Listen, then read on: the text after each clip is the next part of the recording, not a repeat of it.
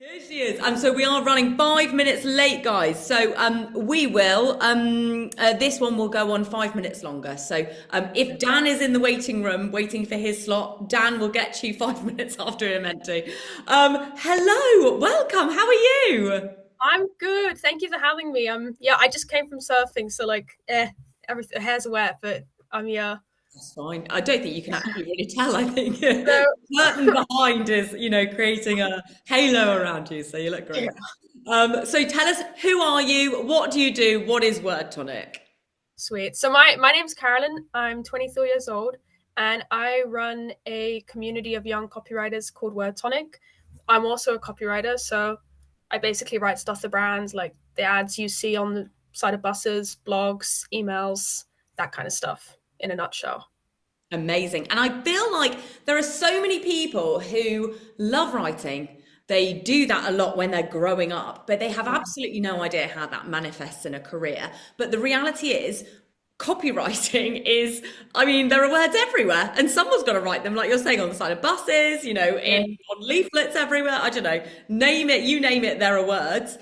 But people don't really know, they don't really know that people do that, you know? No, it's I was never told about it at high school, and like everyone in my community and a lot of other young people that I meet, like you're just not told about it. It's like, oh, become a teacher, publisher, journalist, or author, and like that's fine, but like not all of us want to do any of those things. So I don't know why it's not talked about.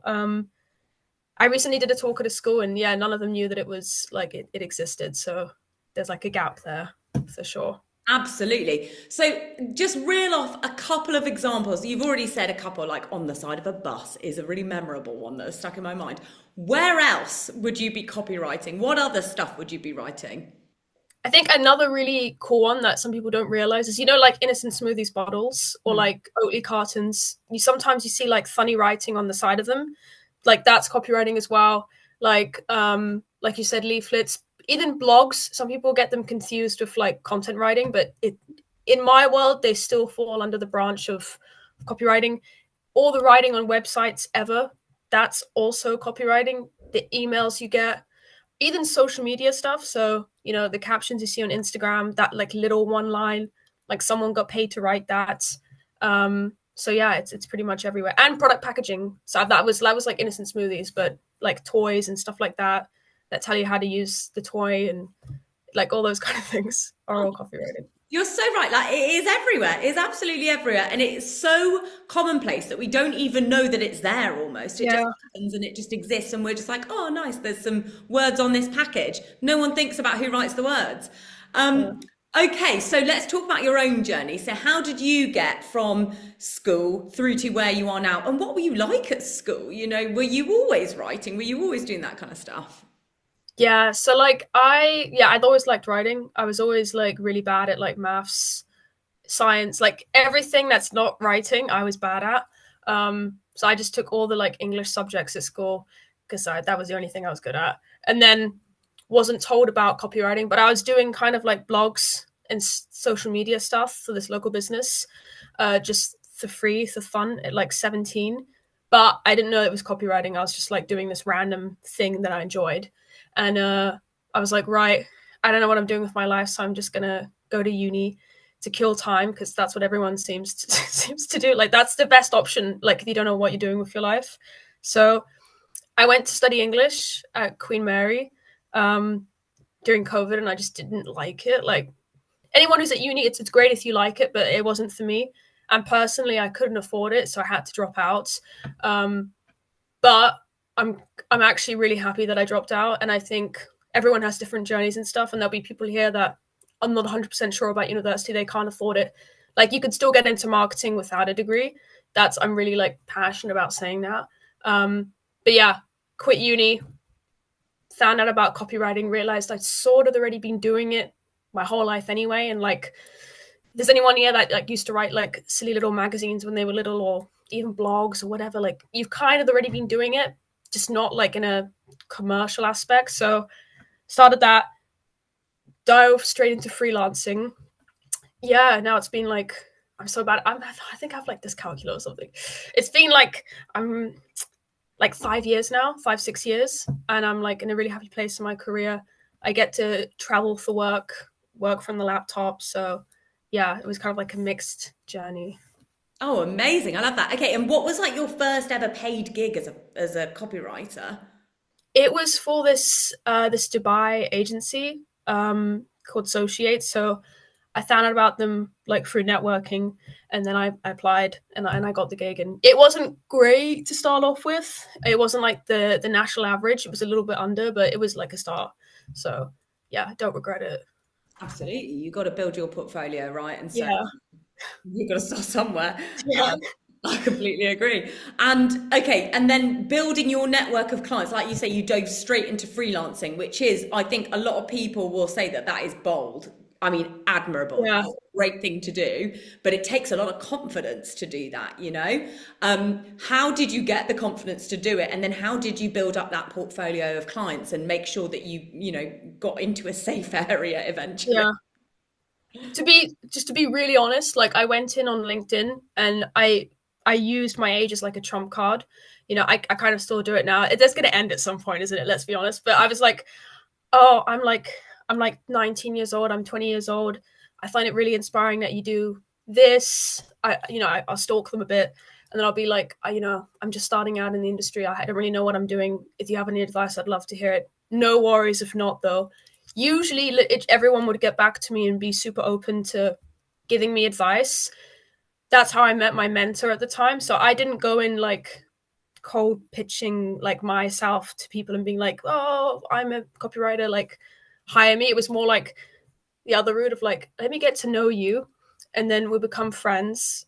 Like I did with my mentor. You give me advice and then they eventually start, you know, throwing work your way.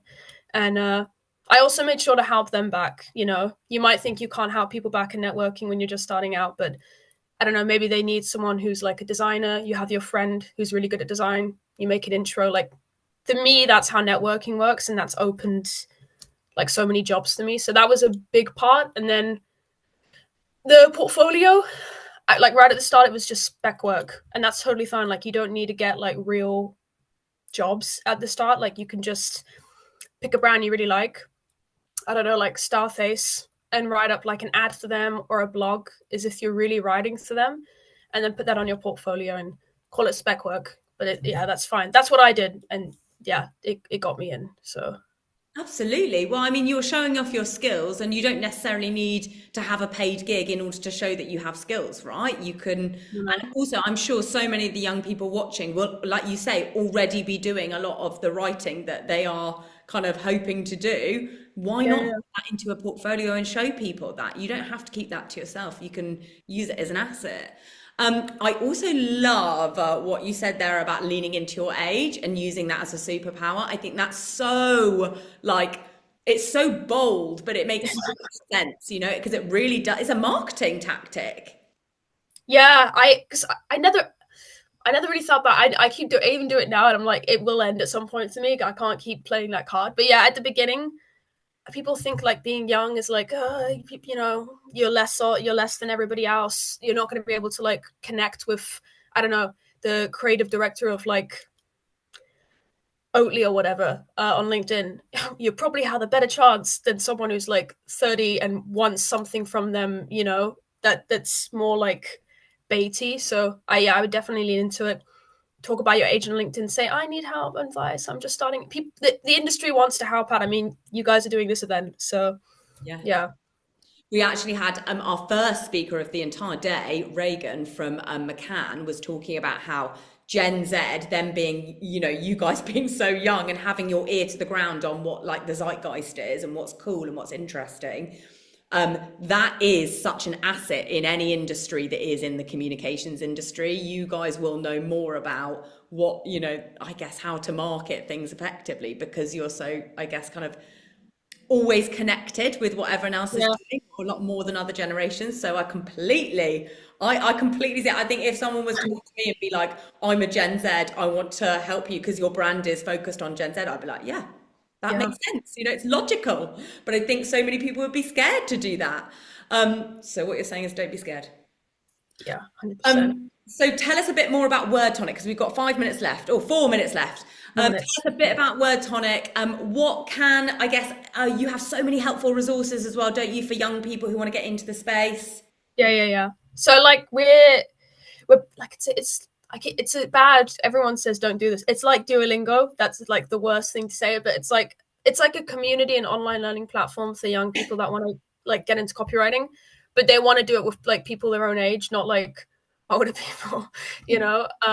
Like we're all like 19 to 20, 25, and we're all kind of on this journey together. We do like master classes with brands like Google and Duolingo and Spotify. We do briefs. We just did a writing challenge with Puma, and the winner's getting an internship. So there's lots of cool stuff happening. I think the main difference is because it's like everything is just run by Gen Z, and yeah.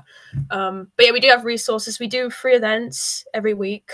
So I can send that over. I didn't actually send stuff. I could send that over like after the call. We also have a few like booklets, but I'll send you the book. I'll send you a booklet because the booklet's on the website. I'll send a different one that's a bit better. But yeah, and our Instagram is there's tips on there as well. So yeah. Absolutely. You guys do, you have a lot of stuff that's very helpful to people who are learning about what writing is, what can you do as a career with writing.